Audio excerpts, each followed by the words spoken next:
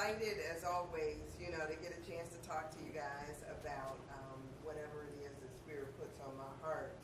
And today is no different. I came this morning and I was like, you know what, I have something that I want to share with you guys. I want to actually read it to you. And so I brought my spectacles and my book. But it's interesting throughout the week, how things work on you. It's as if, you come and you don't really have a clue about what you're supposed to talk about. But then it's like, my meditations are so awesome and so rich that at every instant it's like I feel like I've got this communication that's going on. So I hope you guys indulge in some meditative practice and be able to listen and to center. There was so many instances in this past week where intuitively there was things that I just knew. You know how you just know something? You can feel it in your bones. Yes. And like in the line in the Matrix, you feel it balls to bones, that kind of knowing in there. And I did something different. And of course, it never turns out right when you don't follow your direction or your first mind, right? It never works out. And so then I found myself making up time and backtracking, doing things over. So, and so it kind of there's this communication that's been going on that's just been working with me in my stubbornness.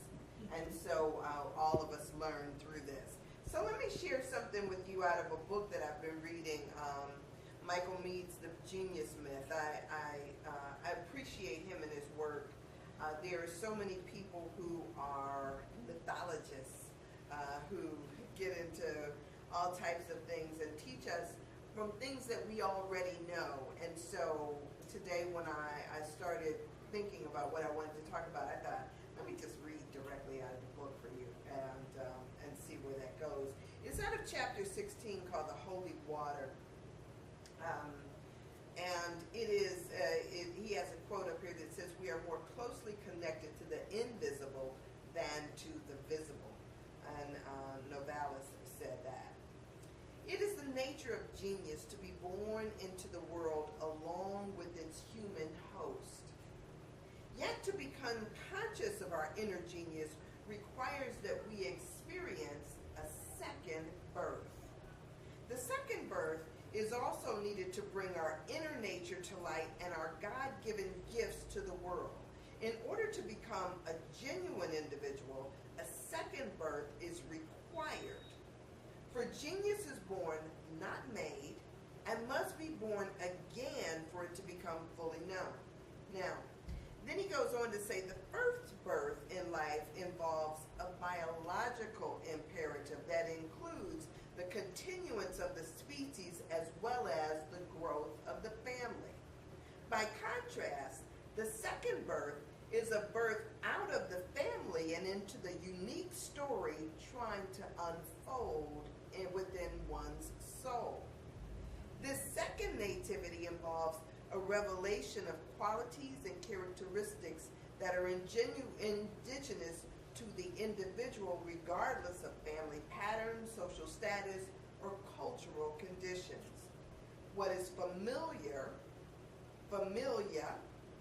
and taken for granted will dissolve in order for a new view of the world to emerge. We must go blind in order to gain fresh vision, a world view that the seeds of which only crack open through genuine struggle and suffering. That kind of reminds me of that scene in Star Wars where, Luke, feel the force, may the force be with you. And then he says to him, he was like, basically close your eyes. We saw that also in The Bodyguard when he was out there and he was blinded in the snow and he needed to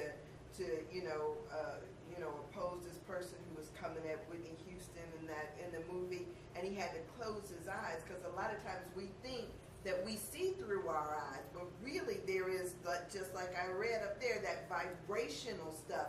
We can feel things that we can't possibly see. So we must go blind in order to gain fresh vision. The second birth involves the uncovering and discovering of genius nature of the individual soul. The second birth is the inner event, the psychological birth intended to awaken each of us to the original agreement of our soul. So you know how we say all the time that our soul comes here with an agreement, with a purpose for our being. And so for each of us, we have to wake up into that purpose that we are here for. And so that's what this second birth is, that inner birth. Often it takes an emergency, a tragedy, or what feels like a life and death circumstance to create the conditions needed for the second birth to occur. Something drastic may be required to generate a forced labor that allows the uniqueness of the soul to emerge from the depths of our being to the level of our conscious lives.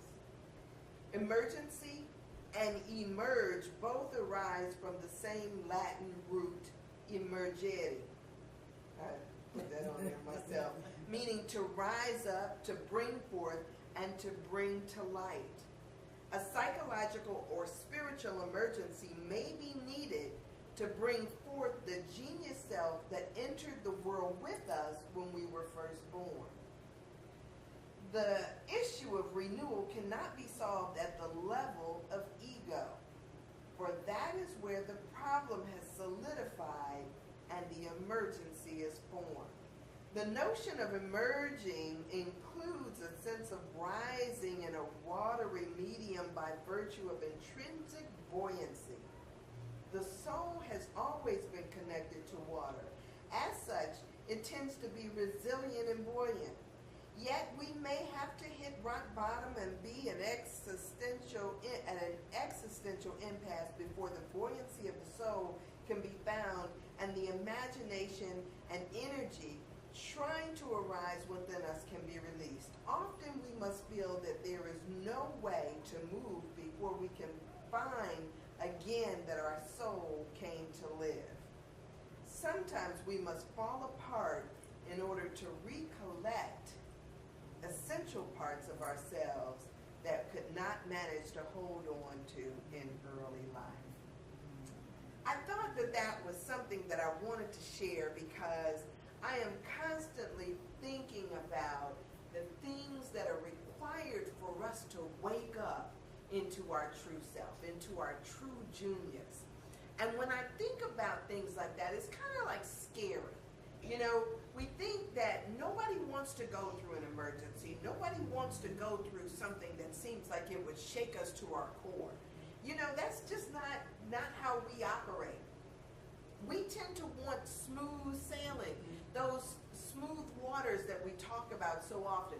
We don't want the tumultuous stuff of everyday life, but it is those things, those emergent situations that tend to grow us and tend to make us trust in ourselves like we never did before. And so when I think about the times where the most growth for me occurred in my life, it's the times when I had the most trouble going on.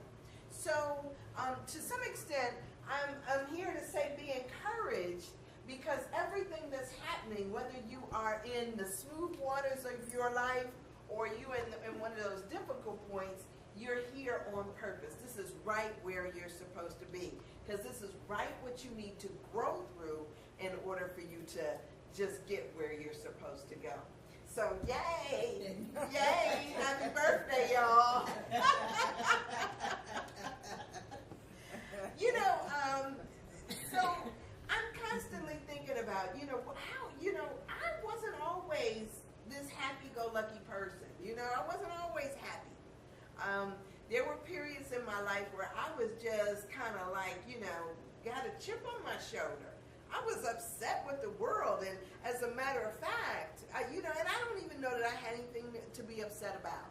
As a matter of fact, I just thought, it was something so superior about, being stoic, keeping a sophisticated look on my face, of acting like I was better than other people, I thought that there was something wonderful about that.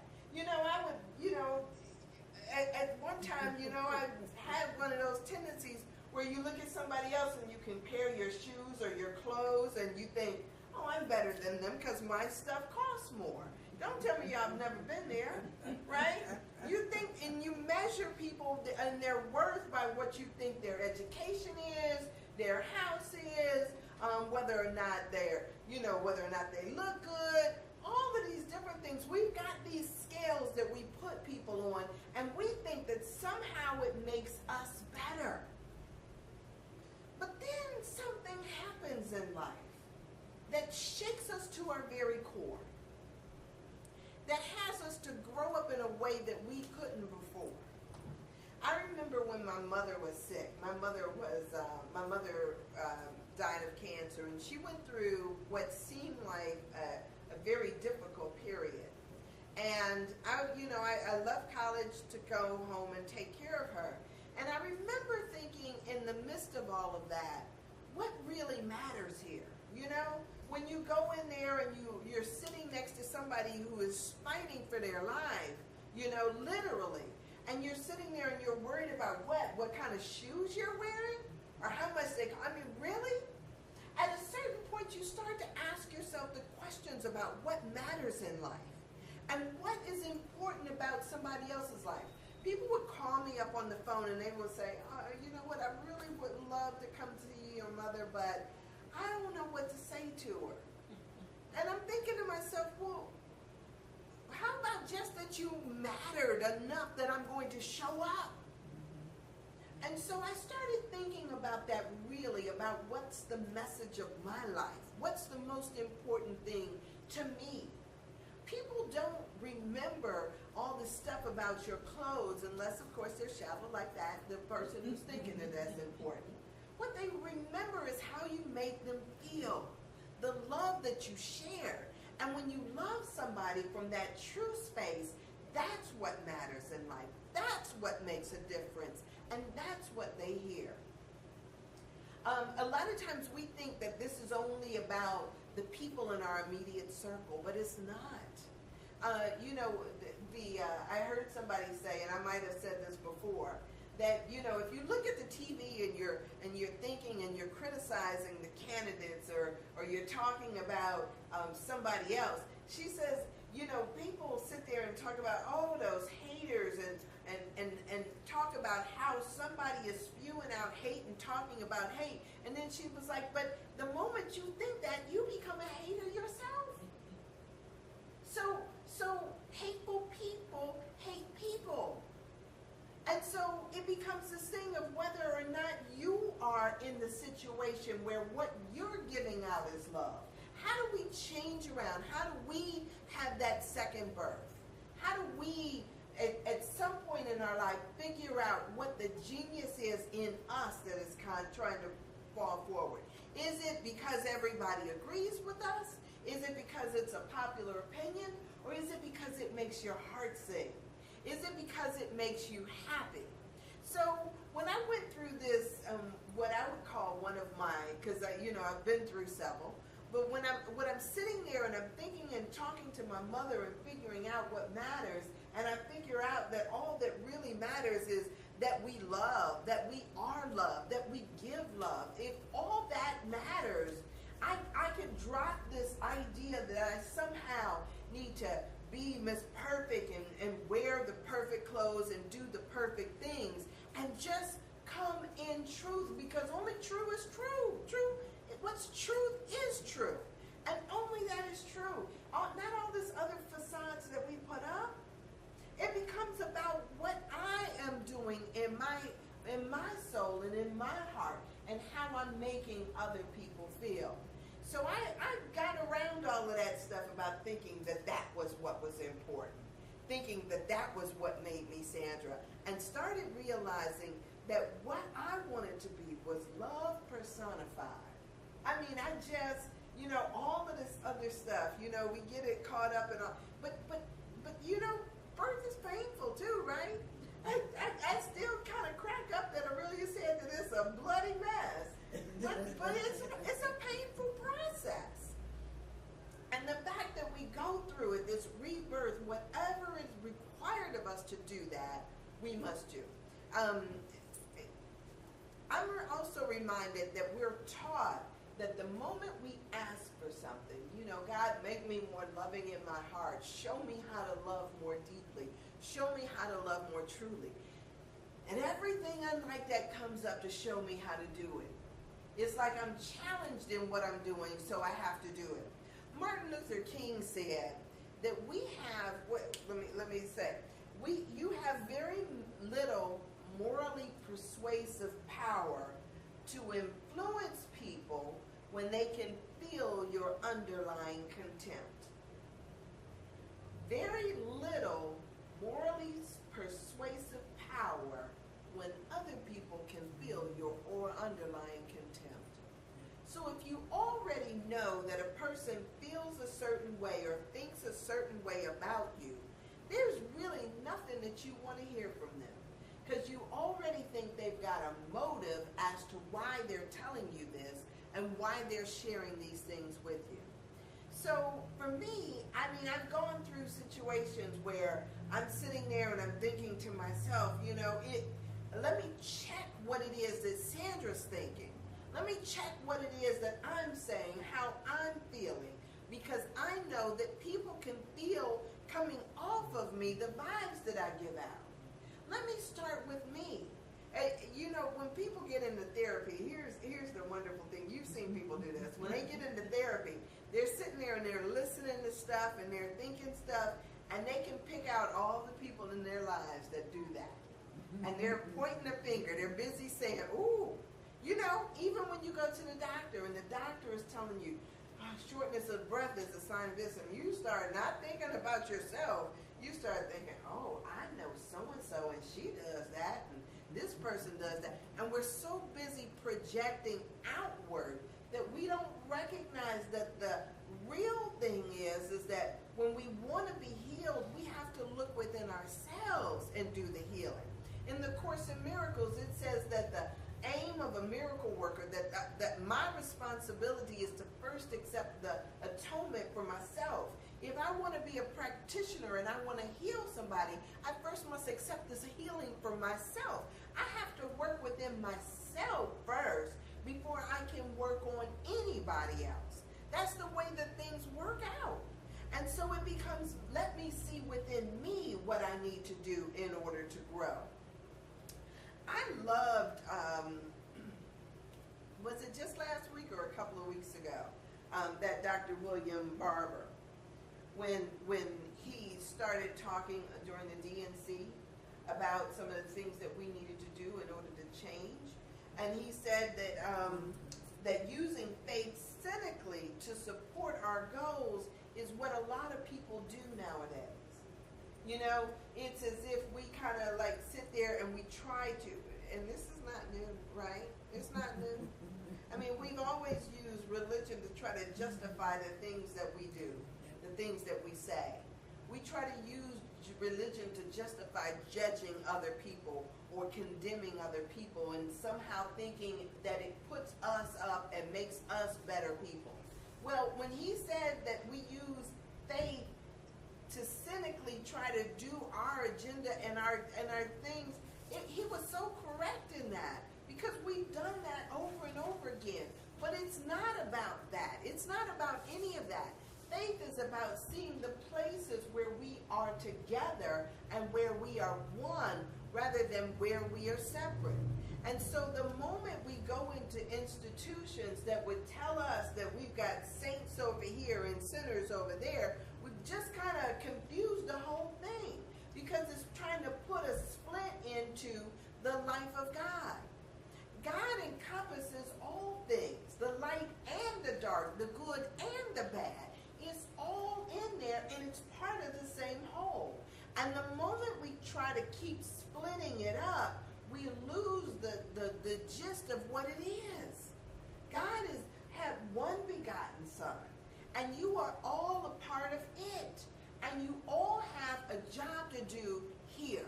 I don't know what that is, because I'm busy working on me. I got to first accept the healing for myself. I've got to first accept the atonement for myself. And when I work within me, I recognize that I am on the micro what God is on the macro. That the little me is the same as the big me. And the issues that I deal with are the same ones all of us deal with. All of God's children deal with. And so it becomes this thing about recognizing that at every step of the way, we are in the process of learning. It's so funny because I was, there's so much stuff that comes up for me when I start to think about this idea of this splitting off. I've had friends that, for whatever reason, when they're in my life because they're supposed to be in my life. They say that people come for a reason, a season, or a lifetime. Sometimes they come for a lifetime and they're there to stay, and it's in perfect and divine order. But sometimes it's, it's not so, it's not that way. Sometimes it's only for a moment. And so I have to recognize that in that, everything that happens for a reason. It's there's no wasted space out here. There's no wasted lessons, unless of course we look at them that way. Everything that happens is a setup for something else that's to come. And so sometimes we don't see the bigger picture of what life is trying to show us. But if we trust and know and recognize that there is a plan at work, we will see our own genius as it is, weaving its way through our life till it gets us to that place where we are having that second birth, that birth of that spiritual birth within, that conscious birth that we're all here about. So this idea that God not being divided, right?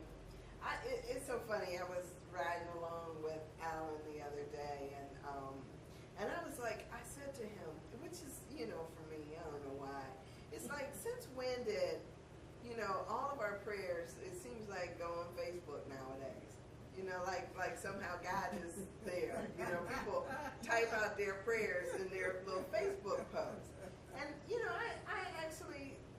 I don't necessarily get that, because Jesus used to say, pray in private, If you pray in private, God will reward you openly.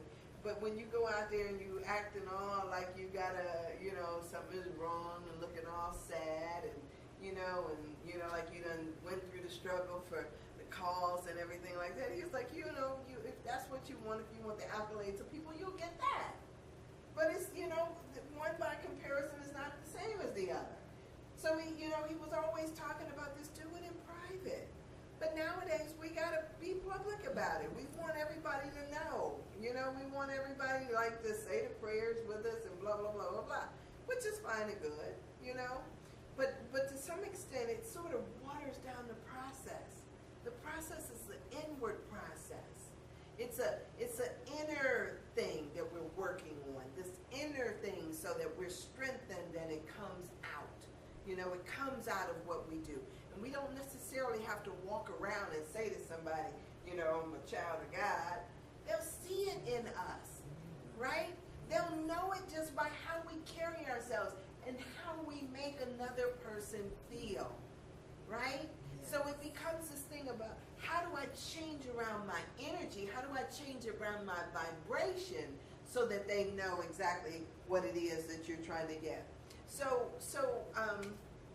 one of the things I learned from Science of Mind, and which was so profound to me at the time that I learned it, was this idea, I grew up with this idea that, God was sitting up on the throne and judging me and looking down and writing our names on the book and everything like that, right? But can you, in your mind, wrap it around this idea that God just is? We hear it, but if God is not a rewarder, God is not a punisher, God is not a giver, God is not a taker. A lot of times when we see something happen and somebody, something happens and we think like, oh, why would God let that happen? God is not letting that particular thing happen. God simply is God. We live, move, and have our being in this thing called God. God is not sitting up every little out, work it out, work it out. It is done unto you as you're thinking it, as you're living it. Your thoughts are either thoughts that give life and love, or they're thoughts that are just, down there somewhere. It's done unto you as you believe. So this month, this thing about enlivened consciousness is about lifting up our thoughts, lifting up our vibrations, lifting up in our minds about what's possible through God, which is in us, which is our life. And once we recognize it from that different perspective, we'll recognize that it is incumbent upon us to do something, to move. Let me see. So here's another quote from Martin Luther King. I can never be what I ought to be. He says, I could never be what I ought to be until you are what you ought to be. If there's only one of us here, right? And if you're hungry and I'm not, I can't be satisfied with my food, right? I can't be full and satisfied if you're without, because all of us are connected. And in a sense, he's saying exactly what, I am my brother's keeper. And what you do, how you are, your life does directly affect me. And so if you are in any way not up there where you need to be, then I can't sit there and say I'm comfortable where I need to be. Because it's all about all of us being lifted up. He said, if I be lifted up, I'm going to draw all people. If any of us be lifted up, we are going to draw up those around us with us. I remember when I used to go to, there was another church I used to go to a long time ago.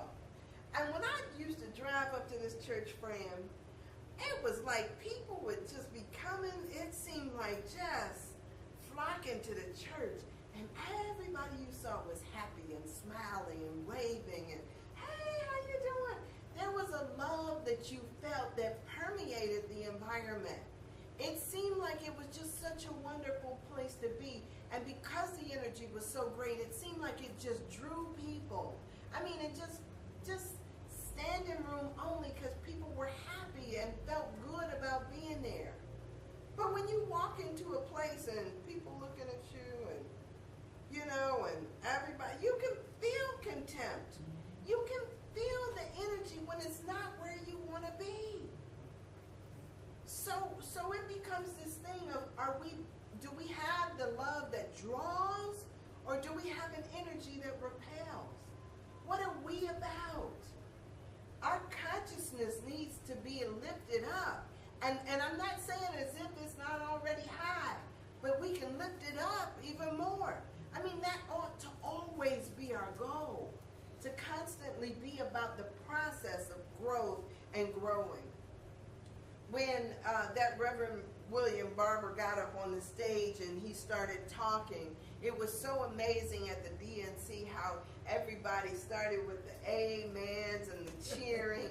It just totally changed the whole energy of the place. For a moment there, because when he said that brown-skinned Jesus from Palestine, it was like there, for a moment there, it was like a little rumble in the crowd, like, what?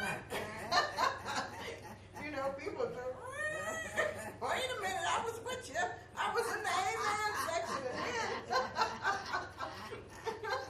It was so funny how that happened. But then he got him back in there again when he started talking about this call that is out there for all of us to step up our game and what it is that we are doing with our lives, how it is that we are flowing, that we are called to call our country on the carpet, to be the moral voice of what needs to happen. And so for all of us, how do we get to the point where we are doing that from a standpoint of love? It's not to get out there and judge somebody and talk about where they need to be. You need to be doing. I mean, we've had enough finger shaking at us all of our lives. But how do we do it from a standpoint of love? So it's interesting when I think about that. There have been studies that shows that when I'm sitting across from you or when I'm looking at you like I'm doing now, it's almost as if there is this kind of separation, like an opposition, like there's something there. But now if I come over here on this side and I sit down next to you and we're looking in the same direction together, it's as if we're walking and we're flowing in the same direction together. One of the ways to show people that you love and you care about them is to stand next to them in what you're doing. To stand next to them and to face forward together, so that you know that you are all trying to. When I'm trying to point out something to you, it's difficult for you to like join in that. It's as if there's some division in the relationship. But when you walk side by side with somebody and say, you know what, I've been there. I know what that's like. And that's one of the reasons when I talk to people, especially when I talk to women, it's like I've been in situations. I've been where you've been. I've been raped. I've been in a place where I didn't know where my next meal was going to come from. I've been through a lot of different things in my life. And so when I connect in that way, when I'm sharing my truth with somebody else's truth, then it becomes this thing where they embrace and understand a little bit better. But you ever tried to get weight loss advice from a skinny person? I mean, does that not piss you off? It's like, what do you know about this? They don't have any, experience as far as I can see. Show me a picture of what you were like at 300 pounds or something. Because otherwise, you don't have no experience. I can tell y'all things where, somebody always trying to tell you stuff that they have no experience with. Folks who tell me about prejudice and racism, and what, you're white and you're trying to tell me about prejudice and racism? Really? So it becomes a thing of you feel like somebody is with you when you're with them and actually with them in the journey. When somebody's sitting up high and trying to tell you what to do, it doesn't seem to work so much.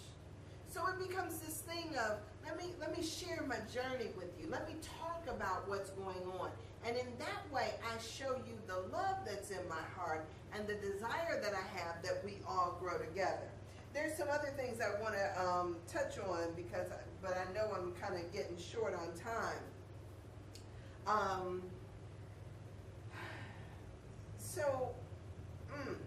And here I get, I kind of go through this thing. So what's your narrative, right? What's your life story? What is it that you are working on to get you through your second birth?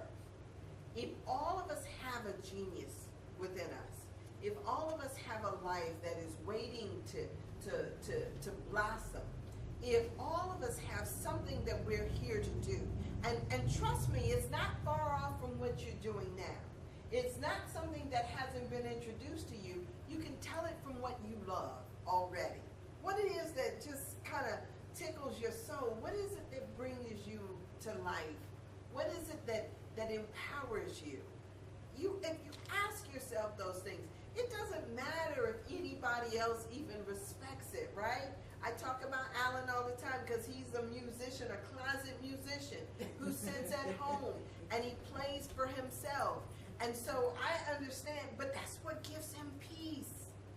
And so, okay, I out you, but he's still going to sit at home and play his music because it gives him peace.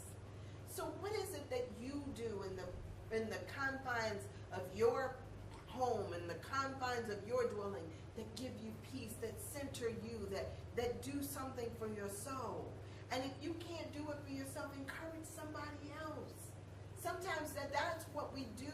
That's what we do best is, I got a girlfriend and she tells me I'm not supposed to be out on the stage. I'm a behind the scenes kind of girl. And she gets behind the scenes. But you know what? It's amazing. A lot of times we think that there's something so much better about being on the stage than behind the scenes. But you ever see a puppeteer? Most of us don't. But we see what their work is. We see the magical stories that they put together. We see the displays that they do and how they pull the strings on other people and other things. They pull those strings, they make them dance, and they do what it is that they do, and that's what they do. So are we trying to say that one is better than the other, or are we trying to understand that they're all the same? You know, God adores the sinner and the saint, and all of them have a place. And if we sit there and try to make it seem as if one is better or one is more worthy, then we lose the point. What is it that makes your soul sing? Find your truth. Find what makes you sing. And you know what? And some of us, you know, I guess I'll be a happy person because I am a happy person. But some people will never be that way because it's just not in their nature. I remember when I first started thinking that I was going to be happy, I used to think it didn't look right. My face didn't look right when I was smiling, you know? And I would try to figure out how I was going to smile. You know, how you smile without showing your teeth, or how you smile with I used to practice those kind of crazy things. I don't know what that was about. As if it wasn't something natural, you know? And so it becomes this thing of how do we get beyond our own thinking? One more quick thing. I was listening to a radio program yesterday, and it talked about how sometimes we get obsessed with the thoughts that are in our head, and we think that the thoughts in our head are really true. And one of the ways that they said to deal with that is to ask yourself, is this true? When you think that somebody is judging you, or when you think that you don't, you know, that nobody is going to be your friend, or that nobody will love you, ask yourself, is this true? And then see if you can build evidence to the contrary. And if you can find in any instance that you can build evidence to the contrary, then you have to give up the thought that you're thinking as being untrue. So ask yourself sometimes, is this true? You know, am I really not a nice person, or whatever it is that you're thinking about yourself? Ask yourself, is it true? Don't get caught up in your head with thinking thoughts that don't serve your highest and best good. Can I be more loving? Yes. Can you be the light of the world? Yes. Can you be the emissary for God? Yes. You can do all those things. Did God don't need anybody else to police the universe. He got enough people out there that think that they're the police already. Trust me. So we can all lighten up and enliven ourselves and our lives by bringing our gifts to the table and putting them out there for the bounty for all those who would partake. All right, so pray with me, you guys. So Father, Mother God, in this moment, we just recognize you in, all, through, all, as all. God, if we love you in every way that you show up. Help us to be more loving in our hearts, God. Help us to see you in everything and in every situation. Help us to be able to say thank you no matter what it is, and to be able to say all is well with my soul. Because, God, we know that it truly is. So, God, in this moment, I just speak a healing over our hearts and minds, knowing that the truth of our being is that we are host to you at every moment. We let you flow out unencumbered to the world, expressing through us just as you are, just as you would have us to be. God, we give thanks for healing, for any ailments that we thought we had, for anything that we thought was wrong with our thoughts, and anything else that we have judged about ourselves. God, we ask you and we thank you for the healing, knowing that it's done, knowing that there is no need that you haven't already met, knowing that you have already provided. It has been your good pleasure to give us the kingdom. All we need to do is open our eyes and see. So we just thank you, God, for this, and we thank you for our